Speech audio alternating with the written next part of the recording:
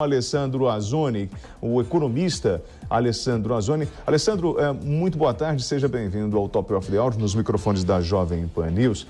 Pois bem, essa inflação fechando 2021 em 10,06, com a maior taxa desde 2005.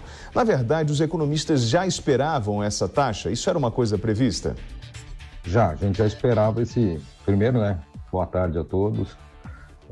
Nós já esperávamos essa taxa, nós esperávamos até que chegasse pelo menos a 10,10, que ela chegou dentro do que estava sendo previsto. Mas realmente ela é o que que foi comentado, nós vamos ter muito mais impactos ainda, como você mesmo anunciou agora, a questão do aumento do combustível, o preço do barril lá fora começou a estourar novamente, o preço já está ultrapassando, ontem bateu $82, hoje deu uma recuadinha para 81, isso já está repercutindo no preço internacional, isso mostra um aquecimento das economias mundiais, então realmente esse índice era previsto, ficou dentro das nossas expectativas, nós já temos uma expectativa aproximada de que ela fique dentro de 5% o ano que vem, mas eu concordo com a análise feita que nós temos várias variáveis, como energia elétrica, preço dos combustíveis, de um ano eleitoral, onde nós vamos ter um incremento muito grande da variação cambial. Com a retomada, por exemplo, da exportação da carne para a China, isso puxa os preços? Também um olhar que a gente tem que estar atento, porque aí vai influenciar justamente nessa cesta de alimentos? Sim, ela fica sendo um balizador. Nós tivemos uma queda no final do ano, principalmente por causa dessa restrição que foi imposta pela China, e ainda tem estoques, porque a partir se não me engano, foi a segunda quinzena de dezembro que foi autorizado, então ainda nós temos estoques para ser abastecido o mercado interno. Mas quando esgotar esses estoques, entrarem no prazo autorizado pela China, com certeza esse mercado será priorizado. Não é errado pensar dessa maneira, uma vez que os custos da produção ficaram muito caros, tanto a questão da energia elétrica para os frigoríficos, que gastam muito com as suas câmaras frias e com a manutenção das suas carnes, e também a questão dos transportes, que é toda a logística de distribuição, ela também foi afetada com o preço dos combustíveis. Então, é óbvio que a prioridade para o mercado externo acaba sendo uma para os produtores, justamente para poder honrar os custos da sua produção e suas dívidas atreladas ao seu mercado. Lógico que isso, por sua vez, impacta diretamente na cesta de alimentos da população. Mas a população já aprendeu a trocar essa proteína, ela faz uma substituição da proteína animal, ela passa da carne, da proteína bovina para as aves, então ela faz uma substituição, nós já ficamos ávidos nessa questão, resilientes nessa questão de buscar uma alternativa. E realmente a carne ela já vem impactando muito a questão da cesta de alimentos. E já foi muito substituído hoje no cardápio das famílias. Bom, vamos lá então.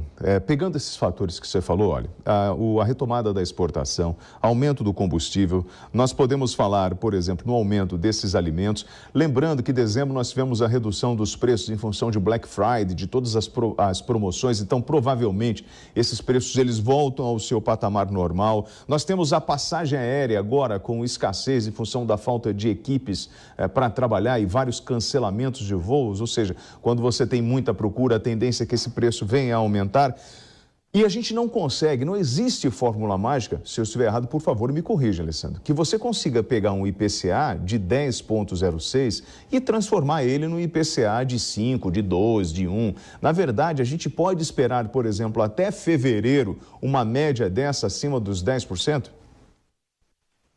Ela vai continuar potencializando se nós continuarmos fazendo o levantamento. O que interessa para nós é justamente a questão do acumulado nos últimos 12 meses, porque nós vamos fazendo as correções a partir desses 12 meses. Lógico que o histórico do ano, a partir de janeiro, fevereiro, ainda vai estar fora, vai ser uma previsão se aquela projeção de 5% ela vai ser alcançada. Mas eu concordo contigo, nós temos ainda um ano ainda com muitas incertezas, a questão dos preços dos combustíveis ainda é uma incógnita, a própria OPEP e os produtores, os menores produtores não falam em aumento da produção mundial, eles lembrando que em outubro do ano passado, o mesmo preço do barril, em outubro do ano retrasado, o preço do barril tinha chegado a $38 e um ano depois, em outubro de 2020, ele chegou a $80. Então, eles estão tendo uma recuperação do preço. Então, todas aquelas perdas que eles tiveram no período de desaquecimento da economia, eles estão tendo a recuperação agora. Então, não se fala de aumento de produção. Então, sem aumento de produção e as economias pós-vacinação e pós-retomada, e essa retomada instantânea, automaticamente faz com que esse preço desses combustíveis ainda sofram impactos ainda muito pesados. E a questão também, acho que eu vejo que é uma questão que potencializa muito a questão Brasil, é a questão da variável cambial. Eu costumo falar que a variável cambial ela funciona como uma pressão cardíaca, né? Então, se eu sou uma pessoa que me alimento bem, estou em atividade física, não fumo, não bebo, a minha pressão ela é controlada. Quais são as minhas intempéries? Quando eu saio, pego um calor, pego alguma coisa, essas são as variáveis internacionais. Mas quando eu tenho uma situação onde eu não me alimento bem, eu não gosto do meu trabalho, e aquela tensão, aquele estresse já me faz a minha pressão subir, é o cenário nacional. Nós vamos ter um cenário de eleições, nós temos algumas medidas internas ainda que precisam ser resolvidas, esses impactos automaticamente potencializam a questão da variável cambial. Uma vez que eu acredito que nós tivermos essa questão da polarização das eleições, cada vez que um determinado candidato se distanciar ou o outro subir, isso pode colocar um investidor estrangeiro a desfazer as posições locais, buscando uma segurança na moeda estrangeira, aí a questão aumenta a demanda em relação à oferta, o câmbio acaba subindo e ele automaticamente impacta principalmente nas matérias-primas que acabam vindo de fora. Isso acaba influenciando tanto nas commodities que são usadas para exportação, mas também para o mercado interno, para as linhas de produção. E aí, a gente nesse bate-papo, eu vou passar a palavra para os nossos comentaristas, eu ainda esqueci da alta do dólar. E vendo a imagem que nós mostramos, né, do patinho a R$ 39,90, lembrando que antes da inflação, essa mesma carne custava em torno de 19, 21, no máximo, estourando. Você encontrava até 17. E você pagar R$ 39,90 no quilo do patinho, que é o que você está pagando hoje, é um verdadeiro absurdo. Filé mignon, que era vendido aí a 29 e tudo, hoje, dependendo do momento, porque tem a falta dele no mercado, você vai pagar algo em torno de R$100 o quilo, 85 quilos. Então, é uma coisa assustadora para principalmente para a dona de casa, para o trabalhador que precisa, né, organizar suas contas com um salário apertado. Eu vou passar a palavra para os nossos comentaristas, justamente para a gente abordar um pouco mais dessa situação e esse anúncio da Petrobras que vem com aumento de combustíveis. Com a palavra, Paulo Pozonov. Bem, boa tarde. Eu queria fazer uma pergunta, porque eu estou querendo entender esse número, nessa projeção de 5%. A gente acabou de anunciar aqui o IPCA em 10%, e essa projeção é metade disso. Mas, ao mesmo tempo, a gente está falando aqui que o cenário é desafiador, né? Usando essas palavras, a gente está colocando muitas variáveis sob uma perspectiva bastante negativa, sem esquecer que é também ano eleitoral, então tem todo o imprevisível aí. Como explicar essa projeção de 5%? Porque, na verdade, nós zeramos, a partir de dia 1º de janeiro, se zera a questão do índice e começa uma contagem. Nós estamos falando de 12 meses. A projeção que é feita é justamente que todas essas variáveis, elas acabam tendo uma acomodação natural, ou seja, as economias começam a entrar no seu ajuste, e aí você começa a ter uma questão de equilíbrio. Então, é uma projeção ainda eu acho que nós podemos ter ainda esse valor aumentado por causa de algumas intempéries. Eu concordo muito bem como você colocou, Paulo. Nós temos um fator que é a energia elétrica. Ela vai pesar muito ainda na questão da geração, porque as chuvas ainda elas não estão abastecendo os reservatórios que são das hidroelétricas, né? Está chovendo nos locais errados. Então, quer dizer que ainda nós vamos ter ainda essa questão dessa intempérie. A questão do preço dos combustíveis, a gente espera que esse ajuste do mercado se faça com a tranquilidade das operações que eles acabam se impondo. Eu costumo falar que a pandemia ela acabou fazendo uma colocação como se a gente estivesse numa maratona. Então, antes da pandemia, todos estávamos numa maratona, tinha aquele grupo de elite, tinha aquele grupo intermediário, tinha o grupo do meio, tinha aquele grupo do fim, mas todo mundo estava na mesma corrida. E todos os insumos que eram colocados para manter essa maratona em jogo, era colocado conforme essa disposição. De repente, você para e larga todo mundo simultaneamente, está todo mundo naquela pipoca correndo ao mesmo tempo.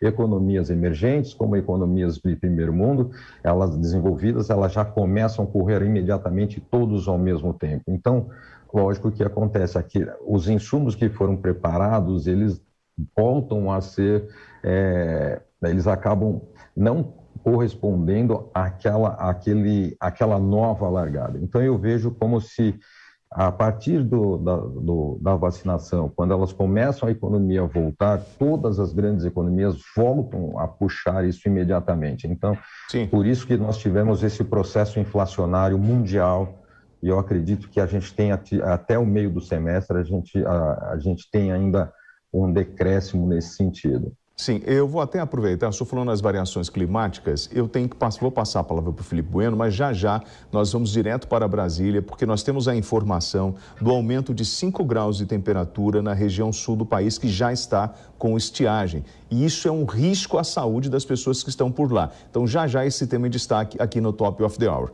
Felipe, 1 minuto para a sua pergunta. Muito boa tarde para você. Quando éramos mais jovens, eu quero passar por um ponto que você destacou, energia elétrica significava chuva e rios. Hoje não mais, né? Hoje está atrelada também a combustível fóssil. E vale lembrar também que se nada mudar, a gente tem agora no fim de janeiro o fim daquela trégua, podemos dizer assim, do ICMS sobre o preço dos combustíveis. Pergunto, considerando que é ano eleitoral também, considerando o barulho que o preço dos combustíveis faz na sociedade brasileira, o que o Ministério da Economia e o Banco Central têm para fazer nos próximos 3 meses?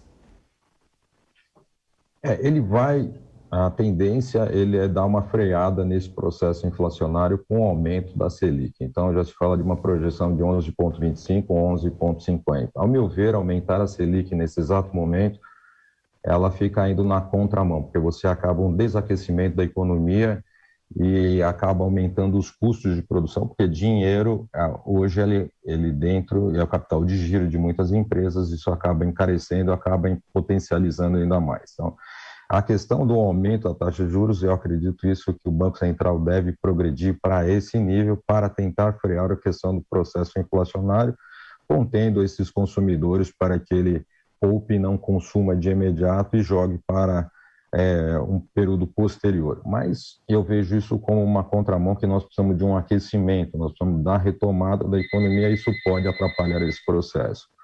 A questão do processo de mudança de matriz energética já se ocorreu desde o apagão que nós tivemos nos períodos anteriores. Nós passamos de quase 87% para 65% a dependência das hidrelétricas, mas nós temos que potencializar outros investimentos em outras matrizes, uma vez que já faz 7 anos que nós temos um período de chuvas históricas que não estão abastecendo os reservatórios. Isso já estamos falando de 7 anos que isso acaba impactando na geração de matriz energética, e tem uma contramão, né, que a gente fala. Se eu estou falando de crescimento econômico, como que eu vou crescer sem energia elétrica? Porque eu preciso de mais energia para poder crescer mais, e isso vai acabar indo numa contramão. Então, a única coisa que eu vejo nesse exato momento é o que o Banco Central vai fazer, e deve sair agora na próxima reunião do Copom, é justamente aumentar a taxa Selic para tentar reduzir a questão do processo inflacionário.